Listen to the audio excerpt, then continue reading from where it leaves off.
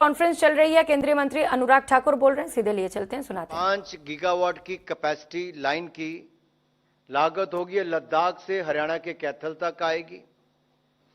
ये लाइन लद्दाख से हिमाचल प्रदेश, पंजाब, हरियाणा जैसे राज्यों से होकर आएगी और इसे नेशनल ग्रिड के साथ जोड़ दिया जाएगा। इस परियोजना का 40% यानी कि कुल लागत का 40% 8,309.48 करोड़ रुपया सेंट्रल ग्रांट से उपलब्ध होगा और बाकी पावर ग्रिड 60% अरेंज करेगा। इस प्रोजेक्ट को अगले 7 वर्षों में पूर्ण कर लिया जाएगा। इसमें न केवल लद्दाख बल्कि अन्य क्षेत्रों में भी स्वरोजगार की बहुत सारी संभावनाएं खड़ी होंगी और भारत ने जो अपना 500 गीगावाट का रिन्यूएबल एनर्जी का लक्ष्य 2030 का रखा है, हम उसको भी समय से पहले पूरा करेंगे और 13 गीगावाट की क्षमता, उस दिशा में भी हमारा योगदान, एक बड़ा उसका योगदान होगा। ये 4 निर्णय मैंने आप सबके सामने रखे हैं। अब हम कुछ प्रश्न लेंगे।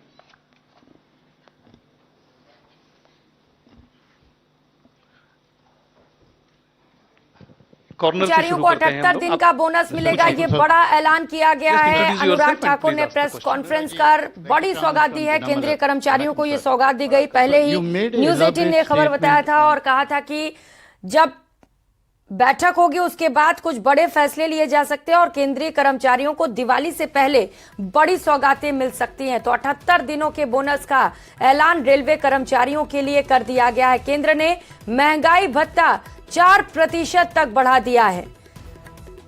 तो बड़ी खबर इस वक्त की आपको बता रहे हैं, केंद्रीय कर्मचारियों को बड़ी सौगातें मिली हैं। अनुराग ठाकुर ने प्रेस कॉन्फ्रेंस कर यह बड़ा ऐलान किया है। महंगाई भत्ता 4% तक बढ़ा दिया गया है। Cabinet decisions, I will be more than happy to answer all those queries. Sir, this is related to farmer issues. But no, I fully understand, but this is related to the MSP being announced. Yeah, let the question be for MSP, please.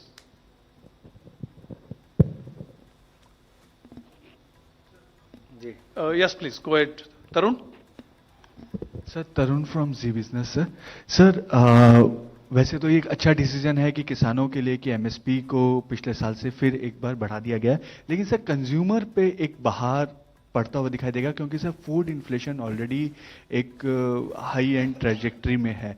तो sir उसको कैसे देख रहे हैं आप? आपको लगता है कि हाल ही के आंकड़े देखेंगे तो स्थिति बहुत स्पष्ट करता है और दुनिया भर के साथ तुलना करके देखेंगे तो दुनिया भर में इस बात की चर्चा है कि भारत ने किस तरह से कोविड के समय भी और कोविड के बाद भी किस तरह से महंगाई पर नियंत्रण भी रखा। भारत सरकार के किन कदमों के कारण सफलता मिली है। जिन देशों में महंगाई कभी देखने को नहीं मिलती थी, वहां 3-3 गुना ज्यादा चल रही है और उसकी तुलना के मुकाबले जहां एक और महंगाई पर बहुत नियंत्रण भारत में रखा, वहीं पर गरीबों को मुफ्त में अनाज भी 2.5 साल तक डबल देने का काम मोदी सरकार ने किया और अन्य ऐसे योजनाएं जहां कृषि की जो सिंचाई योजनाएं हैं उनको भी हमने बल दिया है, खरीद भी हमने दुगनी की है और न्यूनतम समर्थन मूल्य में बहुत बढ़ोतरी की है। और ये आंकड़े इसलिए मैंने आपको जब ये सारे चार्ट दिखाए थे तो हम कहां थे, ये 3050 पे थे हम रेपसीड और मस्टर्ड में, आज 5650 पे पहुंचे। सैफ्लॉवर हम 3000 पे थे, आज 5800 पे पहुंचे। इसी तरह से आप देखिए वीट का, ये 1400 था, 2275 पे पहुंचे। तो कहीं ना कहीं किसान की लागत के साथ उसको 1.5 गुना ज्यादा दाम देना वो हमारी प्रतिबद्धता है किसान के प्रति, हमने वो भी दी है, लेकिन दूसरी ओर महंगाई पर अंकुश रखने का भी पूरी तरह से सफलता हासिल की।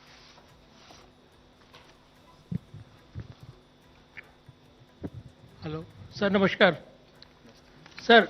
ये एमएसपी कमेटी को लेकर भी आपको इंट्रोड्यूस करिए फिर क्वेश्चन पूछिए। सर, मैं प्रदीप कुमार, टोटल न्यूज से।